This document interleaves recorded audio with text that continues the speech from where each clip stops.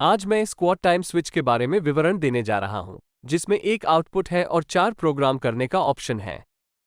ये time switch के front panel है। ये एलसीडी डिस्प्ले और इसके बगल में आप समय सेट करने के लिए 2 स्विच देख सकते हैं। रियल टाइम क्लॉक को इन 2 स्विचों का उपयोग करके सेट किया जा सकता है। उसके नीचे प्रोग्रामिंग स्विच हैं। ये प्रोग्राम सेट करने के लिए है, जैसे कि लोड कब चालू और बंद होना चाहिए। यह एक थंबव्हील स्विच है। इसमें 9 मोड हैं।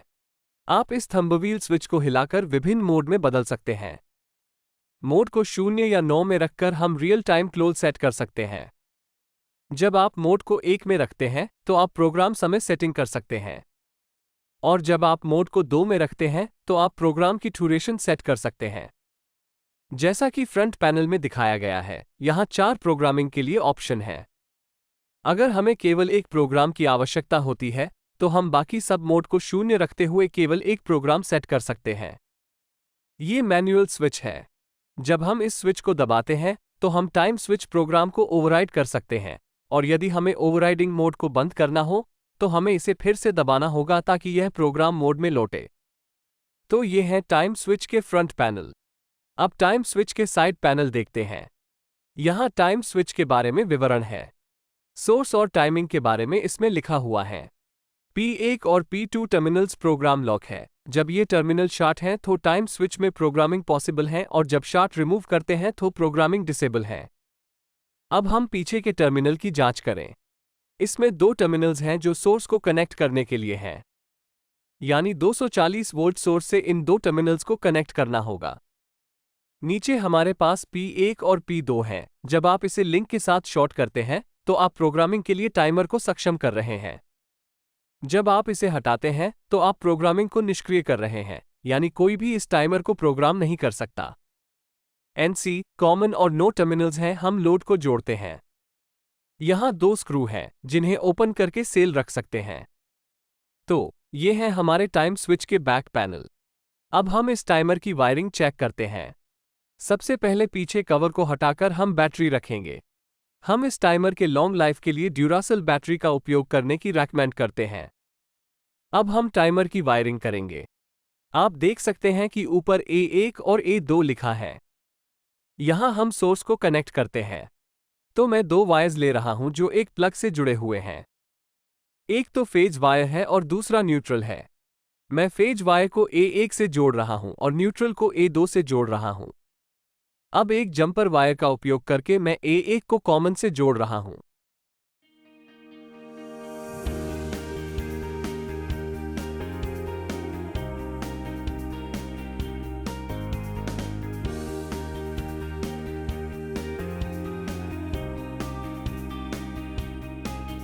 अब मैं लोड की जगह ये बल्ब यूज कर रहे हैं जो कि टाइमर से कनेक्ट करना है। इसमें फेज और न्यूट्रल है।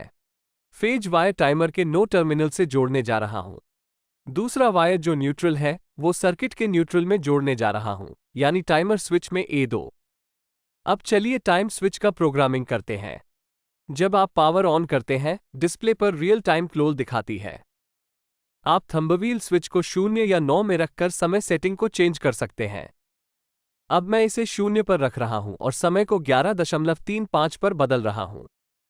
इसके लिए मैं टाइमर की आवर और मिनट्स बटन को दबाने जा रहा हूं।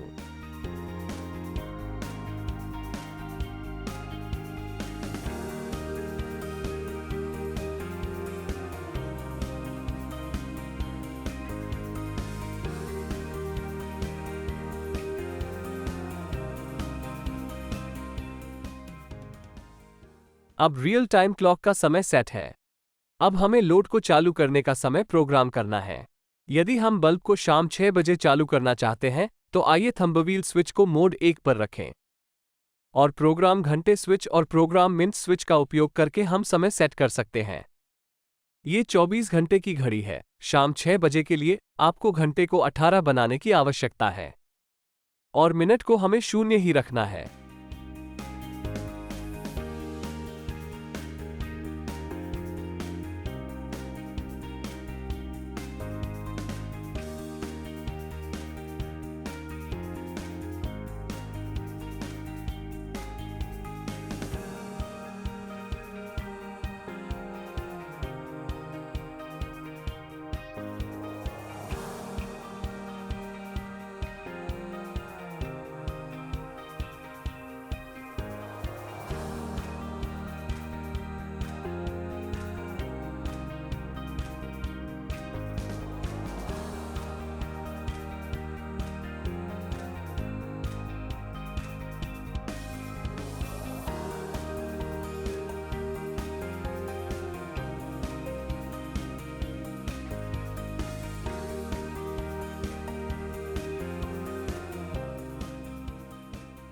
अब मोड को 2 में रखें ताकि लोड की ड्यूरेशन सेट कर सकें।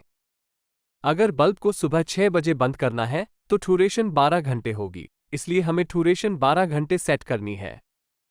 प्रोग्राम घंटे और प्रोग्राम मिनट स्विच का उपयोग करके हमें ड्यूरेशन सेट करनी है।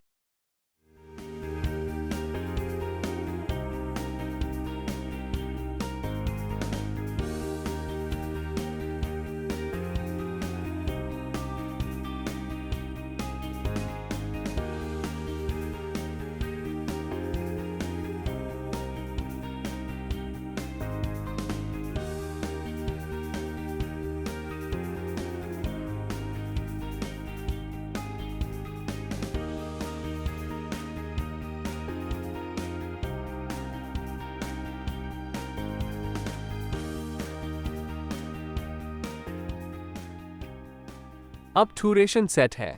दूसरी चीज जो हमें करनी है वो है कि बाकी मोड्स को 0 में रखना है।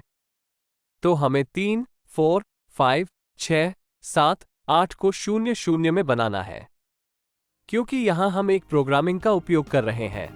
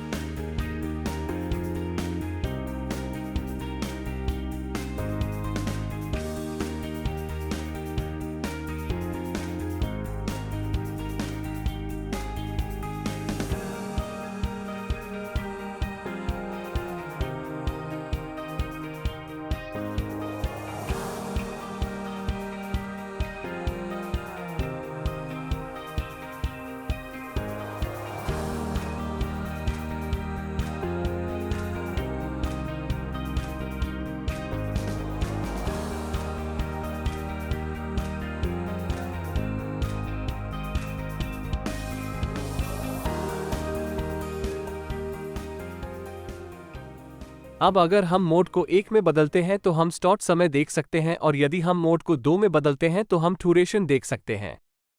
अब आइए देखते हैं कि लोड कैसे काम करता है। जैसा कि उम्मीद थी, 6 बजे पर बल्ब जल उठता है। ये रोजाना रात 6 बजे होगा। अब देखते हैं कि बल्ब 12 घंटे के बाद कैसे बंद होता है। जैसा कि आप देख सकते हैं, घड़ी अब 5:59 दिखाती है।